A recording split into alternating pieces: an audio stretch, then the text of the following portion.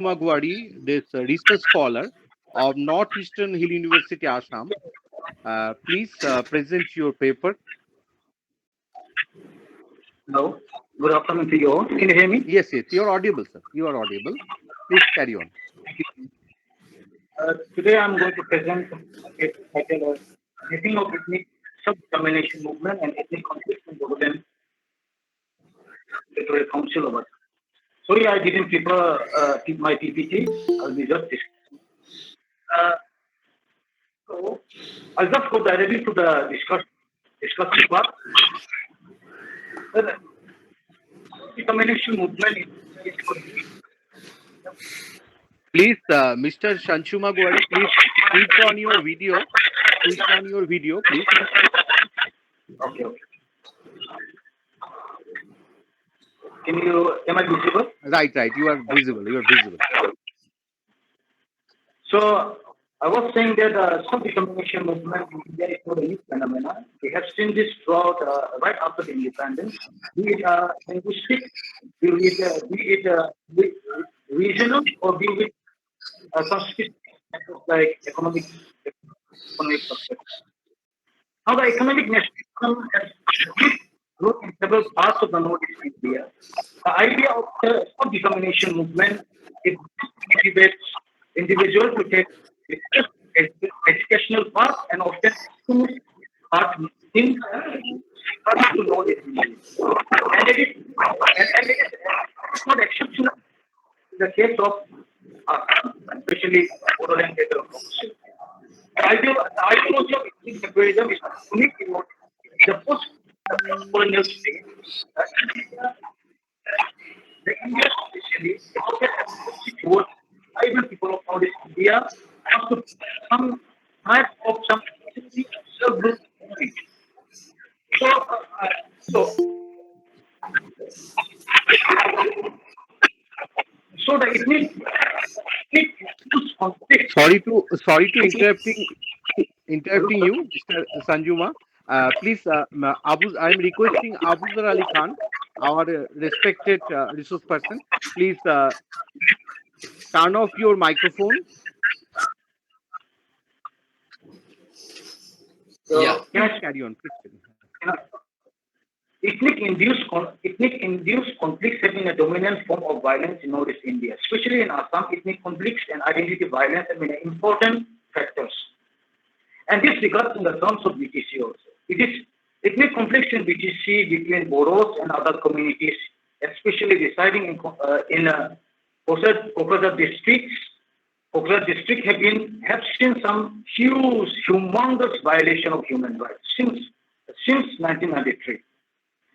Assam, being a multi-ethnic, multilingual, multi-religious society, lots of people have been living in Assam from the time since immemorial.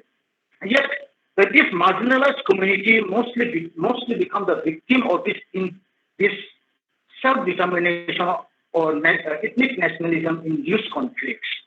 Now when we come to the self-determination movement of Bodos, this can be divided into two categories, namely democratic path and the other path is known as extremist path.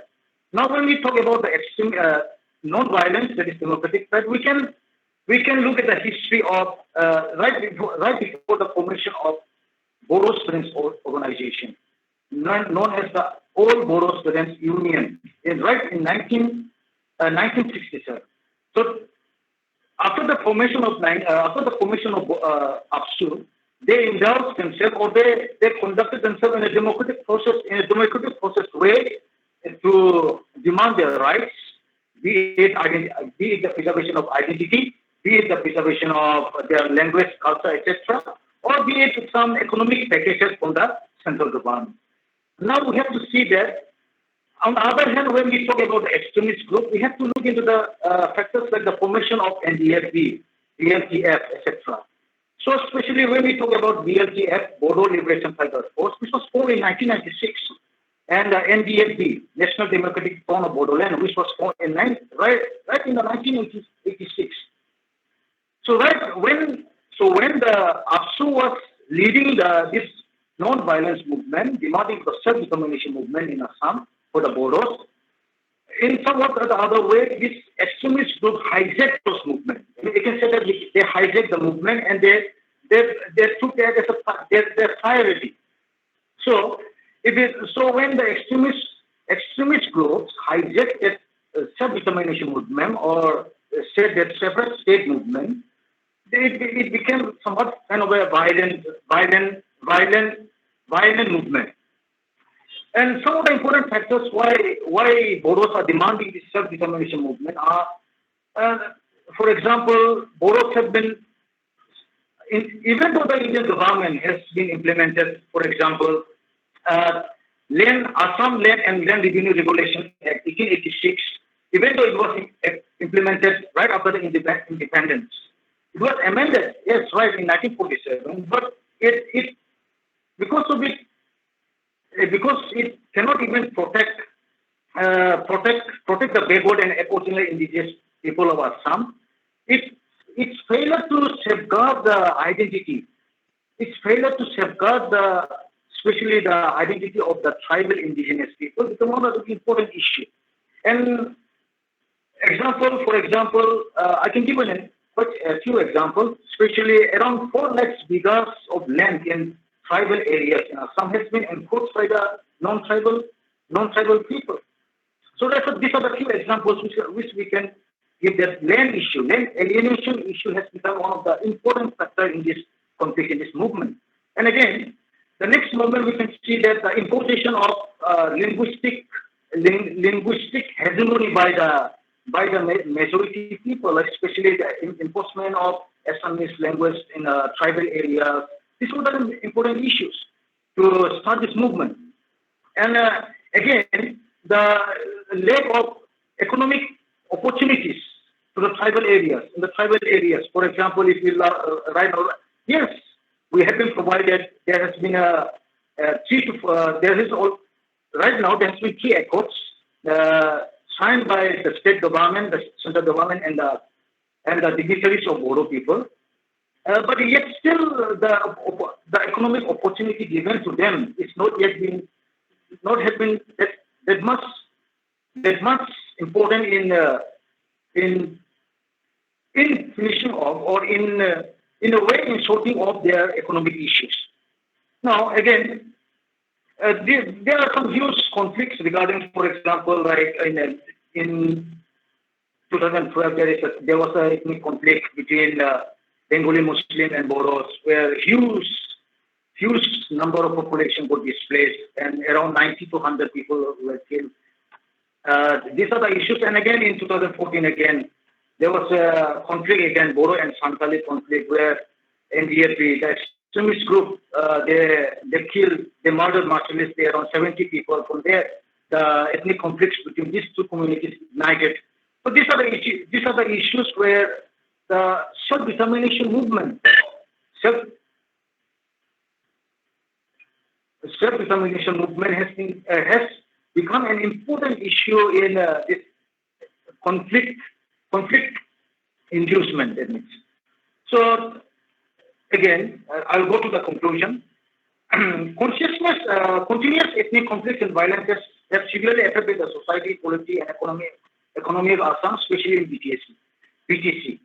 The Kokrajhar district of Assam, home to various communities, has been expensive conflict for the last 2 decades. We can see that right from continuous ethnic conflicts have been is there in Assam from 2000. We can say that 1993, 96, 98, 2008.